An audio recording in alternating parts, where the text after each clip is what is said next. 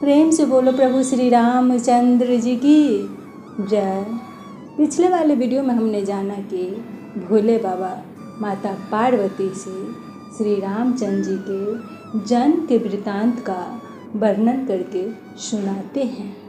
आइए अब आगे सुनते हैं। अगर वीडियो पसंद आए तो वीडियो को लाइक, शेयर एवं चैनल को सब्सक्राइब करिएगा, क्योंकि मैं अपने इस चैनल पे रामचरितमानस से पाठ के संपूर्ण पाठ लेके आने वाले हैं। तो आइए वीडियो प्रारंभ करते हैं। सुनो शुभ कथा भवानी, रामचरितमानस विमल, कहा भुसुंडी बखानी, सुना बिहग नायक गरुड़। हे पार्वती, निर्मल रामचरितमानस की कथा, मंगलमयी कथा सुनो, जिसे काग भुसुंडी ने विस्तार से कहा और पंछियों के राजा गरुड़ ने सुना था। वह श्रेष्ठ संवाद जिस प्रकार हुआ वह आगे कहूँगा। अभी तुम श्री रामचंद्र जी के अवतार का परम सुंदर और पवित्र पापनाशक चरित्र सुनो। श्री हरि के गुण, नाम, कथा और रूप सभी अपार, अनगिनत और असीम है।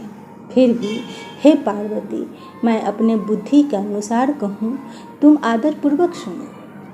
हे पार्वती सुनो, वेद शास्त्रों में श्री हरि के सुंदर, विस्तृत और निर्मल चरित्रों का गान किया है। हरि का अवतार जिस कारण से होता है वह कारण बस यही है, ऐसा नहीं कहा जा सकता। अनेकों कारण हो सकते हैं और ऐसे भी हो सकते हैं जिन्हें कोई जान ही नहीं सकता। हे सयानी सुनो, हमारा मत तो यह है कि बुद्धि, मन और वाणी से श्री रामचंद्र जी के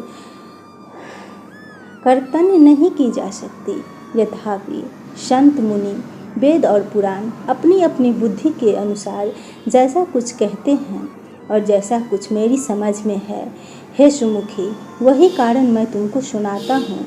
जब जब धर्म का ह्रास होता है और नीच अभिमानी राक्षस बढ़ जाते हैं और वे ऐसा अन्याय करते हैं कि जिसका वर्णन नहीं हो सकता, तथा ब्राह्मण, गौ, देवता और पृथ्वी कष्ट पाते हैं, तब तब वे कृपा निधान प्रभु भांति भांति के शरीर धारण करके सज्जनों को पीड़ा हरते हैं।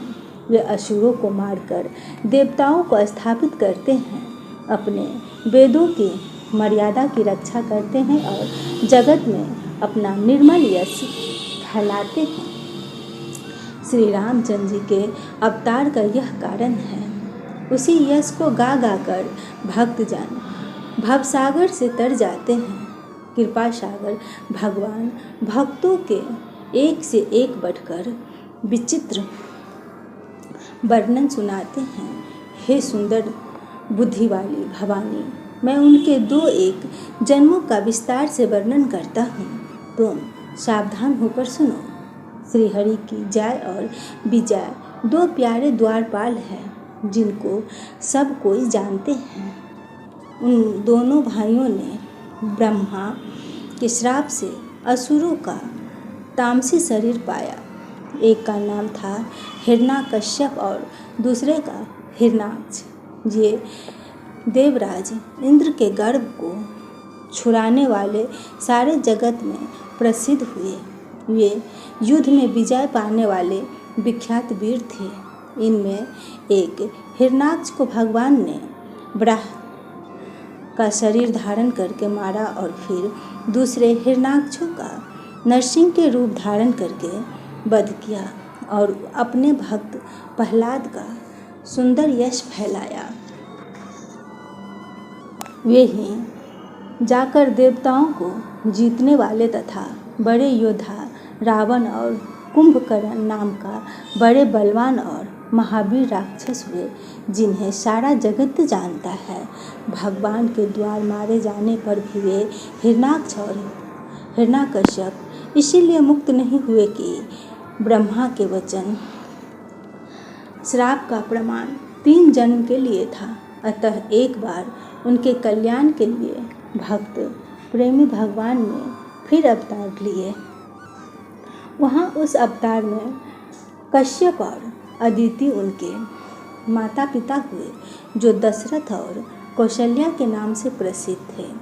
एक कल्प में इस प्रकार अवतार लेकर उन्होंने संसार में पवित्र लीलाएं की। एक कल्प में सब देवताओं को जलंधर दैत्य से युद्ध में हरा जाने के कारण दुखी देखकर शिवजी ने उसके साथ बड़ा घोर युद्ध किया, पर वह महाबली दैत्य मारे नहीं मरता था। उस दैत्य की स्त्री परम सती बड़ी ही पतिव्रता थी।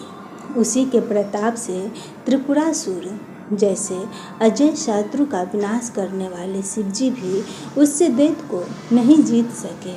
प्रभु ने छल से उस स्त्री का व्रत भंग कर देवताओं का काम किया। जब उस स्त्री ने यह भेद जाना, तब उसने क्रोध करके भगवान को श्राप दिया। लीलाओं के भंडार कृपालु हरि ने उस स्त्री के श्राप को प्रमाण दिया, स्वीकार किया। वही जलंधर उस कल्प में रावण हुआ, जिसे श्री रामचंद्र जी ने युद्ध में मारकर परम पद दिया।